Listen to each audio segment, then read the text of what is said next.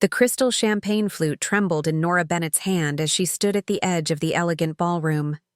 Behind her, servers glided through the crowd with trays of hors d'oeuvres and sparkling drinks, the celebration in full swing. A string quartet played softly in the corner, but the music faded into background noise as Nora's focus narrowed to a single point across the room. Her husband Marcus, down on one knee before a stunning blonde woman. The engagement ring caught the light, sending prisms dancing across the woman's, Vanessa's, delighted face as she nodded enthusiastically, tears streaming down her cheeks. The small gathering of guests around them burst into applause. Marcus beamed as he slid the diamond onto Vanessa's finger. Nora's heart hammered against her ribs so violently she feared it might crack bone. Her wedding ring, identical to the one her husband still wore, felt suddenly heavy, a dead weight on her finger. No one had noticed Nora yet. She stood frozen in the entrance, the manila envelope clutched against her chest with white knuckles. Inside was everything: the text messages, the hotel receipts, the photographs, the bank statements. 6 months of painful investigation compressed into paper proof of betrayal. Someone bumped into her from behind, jostling her forward. "Sorry," a voice murmured. But Nora barely registered it. She took a deep breath, straightened her shoulders, and began walking toward the newly engaged couple. Time to crash the party. 3 months earlier. "You're working late again?" Nora cradled the phone between her shoulder and ear as she chopped vegetables for a dinner that would now go uneaten. "I'm sorry, babe." Marcus's voice sounded tinny through the speaker. "This merger is killing me. Johnson's breathing down my neck about these projections, and I can't leave until they're perfect." Nora sighed, setting down her knife. "That's the 3rd time this week. I know. But it'll calm down soon, I promise. Just a few more weeks and we'll take that trip to Maui like we've been talking about. Just you and me." She stared at the half-prepared meal. "Fine. Should I save you a plate?" "Don't bother. I'll grab something here. Probably won't be home until after midnight." After they hung up, Nora opened the refrigerator, staring blankly at its contents. Their marriage had always weathered his demanding job at Turner & Associates investment firm. The late nights were nothing new, but lately, something felt different. Marcus was distant, distracted, always on his phone. When he was home, he was either sleeping or locked away in his home office. 4 years of marriage shouldn't feel this hollow. Nora abandoned the vegetables and poured herself a glass of wine instead. She wandered through their spacious downtown condo, the floor-to-ceiling windows offering a panoramic view of the city skyline. Everything in their home was tastefully modern, carefully selected, a perfect showpiece, much like their marriage had become. Her phone buzzed with a text from her best friend, Elena. "Still on for lunch tomorrow?" "I need your marketing brain for this new campaign." Nora texted back, "Absolutely." Could use the distraction. She took her wine to the sofa and sank into the cushions, scrolling aimlessly through social media. A notification popped up. Marcus had been tagged in a photo. She tapped it, then frowned. It was a group picture at what looked like a restaurant bar. Marcus stood in the center with his arm around a blonde woman Nora didn't recognize. His colleagues flanked them, drinks in hand. The caption read, "Team dinner celebrating our newest associate. Welcome to the Turner family, Vanessa." Nora zoomed in on the woman. She was beautiful, tall, slender, with a perfect smile that revealed dimples in both cheeks. Marcus was looking at her, not at the camera, with an expression Nora hadn't seen directed at herself in months. A cold sensation settled in her stomach. Her thumb hovered over the image. Then, almost without conscious decision, she took a screenshot. "I'm being ridiculous," she muttered, setting her phone down. But the uneasiness remained. The next day, over salads with Elena at their favorite bistro, Nora tried to focus on her friend's marketing dilemmas, but her mind kept drifting. "Earth to Nora?" Elena waved a hand in front of her face. "You haven't heard a word I've said." "Sorry." Nora pushed her barely touched salad aside. "I'm just distracted." Elena studied her with concern. "What's going on? Is it Marcus?" Nora hesitated. then pulled out her phone and showed Elena the screenshot from the previous night. He told me he was working late on projections, alone. Elena examined the photo. Maybe it was a spontaneous thing. A welcome dinner for the new girl? Maybe. Nora took the phone back.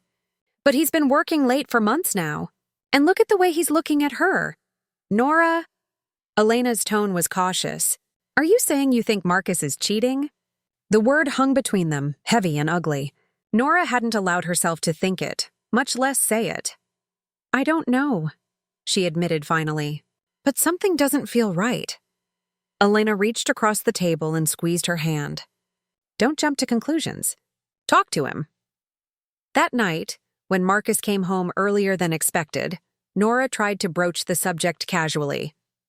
I saw that photo from the team dinner last night, she said as they prepared for bed. For the new associate. Vanessa, right? Marcus paused in the middle of unbuttoning his shirt. Yeah, Vanessa Crane. Brilliant hire from Goldman. Johnson's been trying to poach her for months. He continued undressing, his tone neutral. It was just a welcome thing. Sorry I didn't mention it. You said you were working on projections. He shrugged. I was, until Johnson insisted we all go out. Couldn't exactly say no to the boss. The explanation was reasonable, his demeanor relaxed. Nora felt silly for her suspicions. How was your day? He asked, changing the subject. Fine. Had lunch with Elena. She's struggling with that skincare account. He nodded absently, already scrolling through his phone. Nora watched him from the bathroom doorway as she brushed her teeth, noting how he angled the screen away slightly when he noticed her looking. Another small thing, but it added to the growing list of subtle changes. The next few weeks brought more late nights, more distance. Nora threw herself into her freelance marketing work, accepting extra projects to fill the empty hours at home. She told herself she was being paranoid, that the stress of Marcus's job was simply taking a toll on them both. Then came the credit card statement.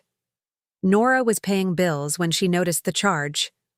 $412 at La Petite Maison, a high-end French restaurant across town. The date was a Tuesday when Marcus had texted that he was working late and had grabbed a sandwich at his desk. She scrolled further and found another charge from the same restaurant 3 weeks earlier, also on a night he'd claimed to be working. Her hands shook as she set down the statement. She could call the restaurant, ask if they remembered him, if he'd been alone. But what would that prove? Maybe it was a client dinner he'd forgotten to mention. Instead, she did something she'd never imagined herself doing. While Marcus showered the next morning, she picked up his phone. He'd changed the passcode, another new development. When he emerged from the bathroom, she asked casually, Did you change your phone password? I wanted to order us Uber Eats, but mine's dead. Oh, yeah, he said, not meeting her eyes. Company policy. We have to change them monthly now. Security thing. He gave her the new code, then quickly added, Actually, use my iPad instead. The app works better on it. That night, after he fell asleep, Nora carefully extracted his phone from the charger. The passcode worked, but many of his apps required Face ID. Still, she found what she needed in his calendar. Recurring lunch appointments with VC, Vanessa Crane. Nora felt sick. This wasn't proof of anything, she told herself. Colleagues had lunch, but combined with the lies about working late, the hidden restaurant charges, the emotional distance, the picture was becoming clearer and uglier. She needed to know for sure. The next day, she called in a favor from a college friend who now worked as a private investigator. I need information, Nora told Derek over coffee in a cafe far from her usual haunts, and discretion. Derek's expression was sympathetic but professional. Tell me what you need. I think my husband is having an affair with a coworker. I need proof, one way or the other. Are you sure you want to know? He asked gently. Sometimes ignorance really is bliss. Nora stared into her coffee. I need the truth. Even if it breaks me, Derek nodded. Give me everything you have on both of them. I'll be subtle. For the next month, Nora lived in a strange limbo. On the surface, she maintained normalcy, even making extra effort with Marcus when he was home. She suggested date nights that he usually declined, cooked his favorite meals, and never mentioned Vanessa again. Meanwhile, Derek sent her updates, photographs of Marcus and Vanessa entering a hotel together in the middle of the afternoon, copies of text messages Derek had somehow obtained, records of a private bank account Marcus had opened 6 months earlier. The evidence mounted, but Nora needed to understand the full scope before confronting him. How long? How serious? Was it just sex or something more? Then came the discovery that shattered any remaining hope. He bought a ring, Derek told her over the phone, his voice gentle. 2 days ago. Tiffany's. I'm sending you the receipt. Nora sat on the edge of their bed, clutching the phone. A ring? He's still wearing his wedding ring. We're still married. I know. I'm sorry, Nora. Is there more? Derek hesitated. He's planning something. An event at the Langham Hotel this weekend. I've seen invitations. They've gone out to colleagues, friends. Some family members. What kind of event? But Nora already knew. The invitation calls it an engagement celebration. After hanging up, Nora sat motionless, trying to process the impossibility of it. Her husband was planning to get engaged to another woman while still married to her. The audacity, the cruelty of it struck her physically, like a blow to the chest. What kind of person did that? What kind of person had she married? When Marcus came home that night, she studied his face, searching for signs of the monster he must be. But he looked the same. Handsome, a little tired, the familiar lines around his eyes crinkling when he spotted her. Hey, he said, loosening his tie. You're up late. Had a deadline, she lied. How was your day? Same old, he said, dropping a perfunctory kiss on her cheek as he passed. She caught the scent of unfamiliar perfume and fought the urge to flinch away. Any plans this weekend? She asked, her voice miraculously steady. He paused, almost imperceptibly. Work thing Saturday night. Boring client dinner. You'd hate it, she nodded, swallowing the rage that threatened to choke her. I might visit my mom then. Good idea. She'd like that. The casual ease with which he lied to her face cemented her resolve. This wasn't just an affair.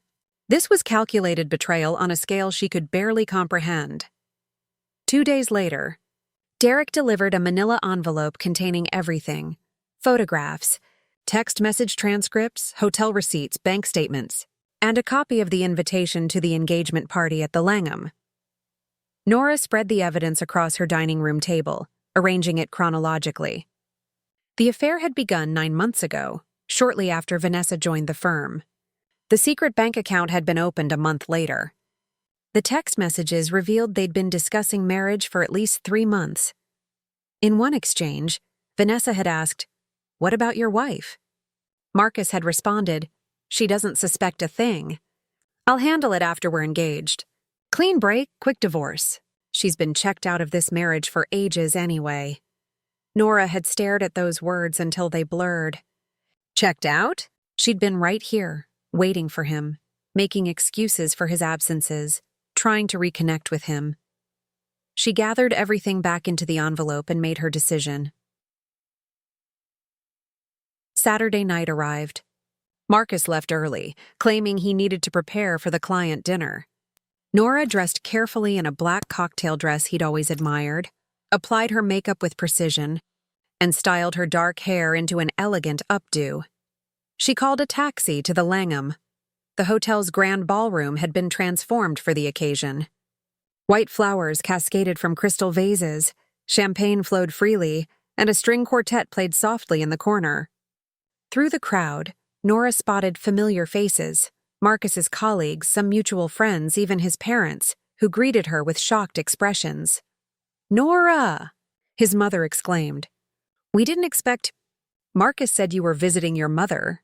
Change of plans," Nora said with a brittle smile. "I wouldn't miss this for the world." Before they could respond, she moved deeper into the room, clutching her envelope. She arrived just in time to witness Marcus's proposal to Vanessa, the moment frozen in her memory like a grotesque tableau. Now, as she walked toward the newly engaged couple, conversations hushed around her. Marcus hadn't seen her yet. He was accepting congratulations, his arm around Vanessa's waist. The blonde woman was radiant, showing off her ring to admirers. Nora stopped a few feet away, waiting.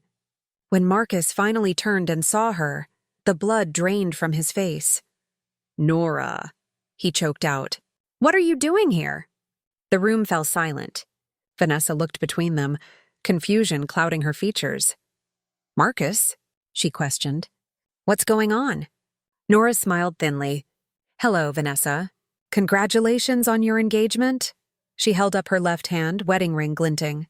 "I'm Nora, Marcus's wife." Vanessa's eyes widened in shock, her gaze darting to Marcus's left hand where his own wedding band still shone. "Ex-wife," Marcus said quickly, finding his voice. "We're separated. Have been for months. The divorce is almost final. Is that so?" Nora's voice was dangerously calm. "That's interesting since we slept in the same bed last night and I haven't been served any divorce papers." She turned to Vanessa. "Has he told you about our anniversary dinner last month? Or the weekend trip we took to his parents' lake house 3 weeks ago?" Marcus stepped forward, his face contorted with anger and panic. "Nora, stop it. You're embarrassing yourself." "No, Marcus. You've done all the embarrassing for both of us." She opened the envelope and pulled out the first photograph. Marcus and Vanessa entering the Westin Hotel on a Tuesday afternoon. 9 months of lies. 9 months of making me think I was crazy for suspecting something was wrong. She handed the photo to a stunned Vanessa, then extracted the bank statements. "A separate account to fund your new life together. Very practical." These she scattered on a nearby table, where several guests could see the details.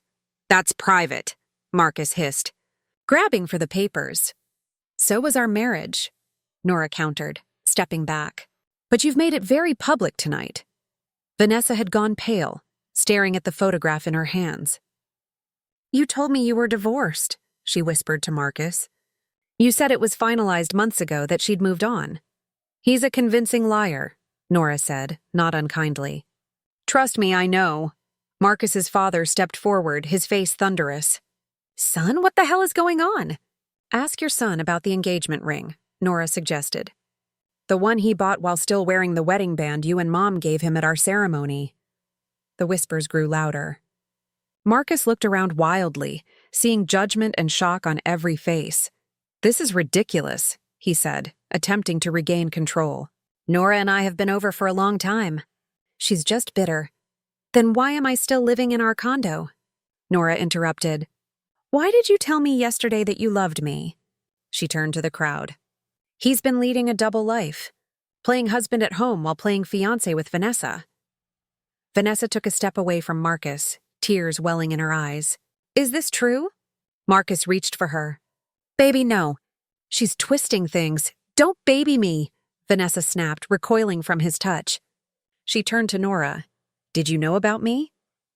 "Not until recently," Nora admitted. "He's very good at hiding things." The final document she removed from the envelope was the transcript of text messages between Marcus and Vanessa. She handed it directly to Vanessa. Page 3, where he discusses how he'll handle divorcing me after your engagement. Vanessa read silently, her fingers trembling against the paper. The beautiful face that had haunted Nora from photographs crumpled in real time. "You said she knew," Vanessa said, voice breaking. "You said she'd already moved on with someone else." She wrenched the diamond ring from her finger and threw it at Marcus's chest. It bounced off and clattered to the floor. "You disgusting liar!" Marcus lunged for Nora, grabbing her arm. "You've ruined everything," he seethed, fingers digging painfully into her flesh. "Let go of her." Marcus's father intervened, prying his son's hand away. "Have you lost your mind?" "She's the one who's lost it," Marcus shouted, gesturing wildly at the scattered evidence. "Coming here, making a scene." "Making a scene?" Nora's laugh was hollow. "You were about to commit bigamy and I'm the one making a scene?" Vanessa had backed away, huddled with a group of women who appeared to be her friends or family. They glared at Marcus with undisguised contempt. "Marcus," his mother approached, her voice low but firm. "What have you done?" "Nothing." He raked a hand through his hair. "This is a misunderstanding." 9 months of misunderstanding? Nora stepped closer, finding strength in the supportive murmurs around her. Tell them, Marcus. Tell everyone how you've been living with me, sleeping in our bed, while planning a future with Vanessa. Tell them how you opened a secret bank account to hide your tracks. Tell them how you convinced this woman you were divorced when you never even filed the papers. The room had formed a rough circle around them, the party transformed into an impromptu tribunal. Marcus's colleagues looked stunned, several checking their phones as though suddenly remembering all the times he'd mentioned his ex-wife, while Nora was still very much in the picture. You don't understand, Marcus said, his voice cracking. He turned to Vanessa, who had emerged from her protective circle. I love you. I was going to tell her after tonight. I didn't want to hurt her before I had to. How considerate, Nora said acidly. And when were you planning to file for divorce? Vanessa asked. Before or after our wedding? Marcus blanched. I was handling it. He wasn't, Nora interjected. There are no divorce proceedings. Not even a consultation with a lawyer. She addressed Vanessa directly. I'm not here to hurt you. You deserve to know the truth about the man you almost agreed to marry. Vanessa nodded, tears streaming down her face. Thank you, she said quietly. I'm so sorry. Don't apologize to her, Marcus shouted. She's ruining everything we've built. We haven't built anything, Vanessa retorted. We've built a relationship on lies, she turned to the crowd. I had no idea he was still married. He told me they'd been divorced for over a year. Marcus's father stepped between his son and the women. I think you need to leave, Marcus. Now. Dad, come on. No. His father's voice was steel. You've disgraced yourself and this family enough for one night. The hotel manager appeared, summoned by the commotion. Is there a problem here? Yes, Marcus's mother said firmly.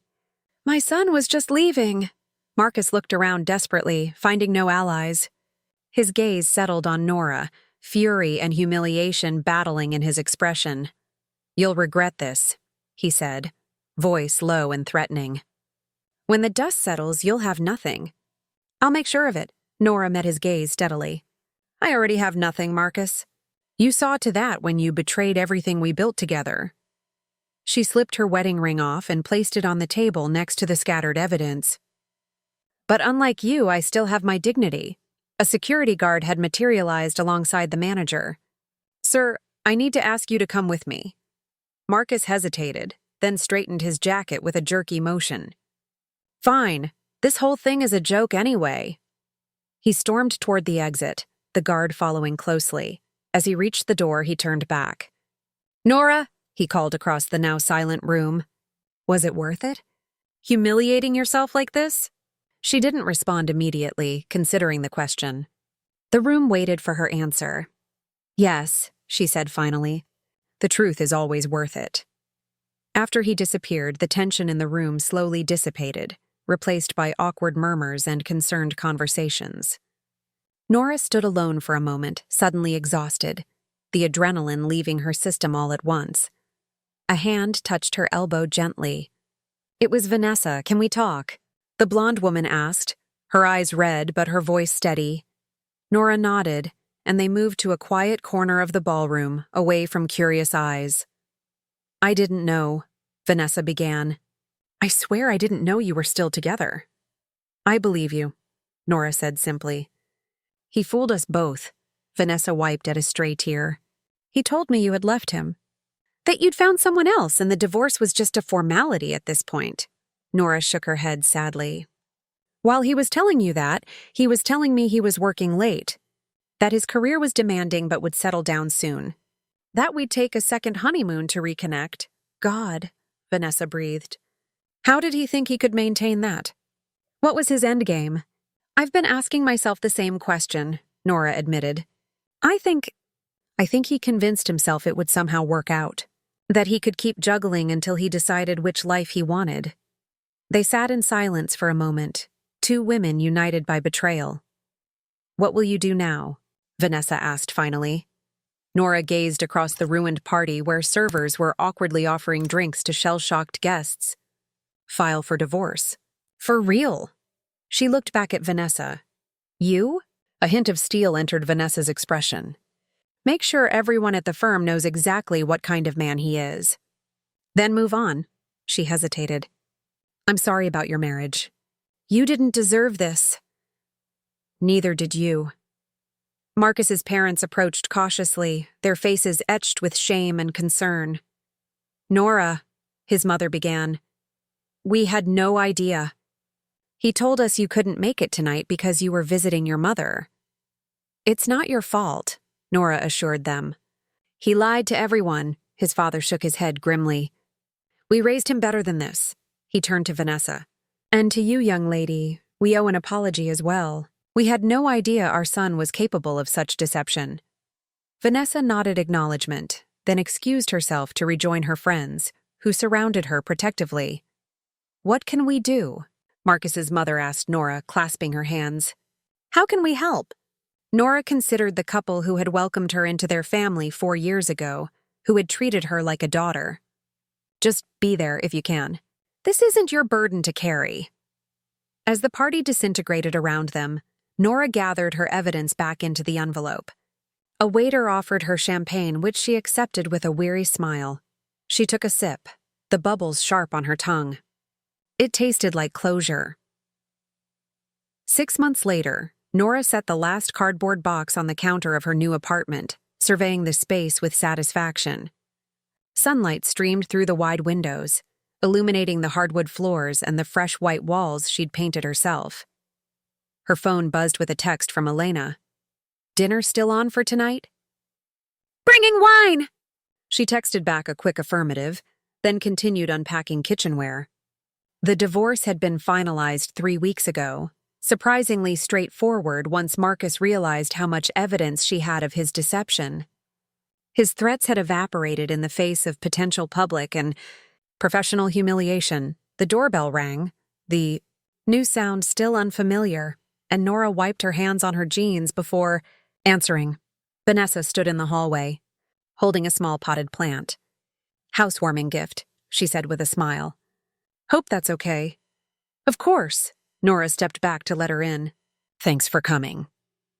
Their unlikely friendship had begun a month after the engagement party disaster. Vanessa had reached out, suggesting coffee, a chance to compare notes and find closure. One coffee had turned into regular meetings, a strange alliance born from shared betrayal.